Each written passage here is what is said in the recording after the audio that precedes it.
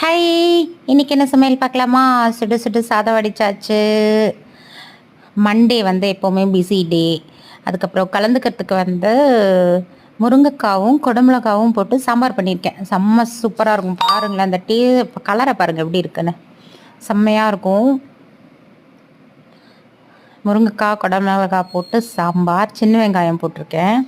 அதுக்கப்புறம் வந்து தொட்டுக்கிறதுக்கு வந்து கோவக்காய் ஃப்ரை பண்ணியிருக்கேன்.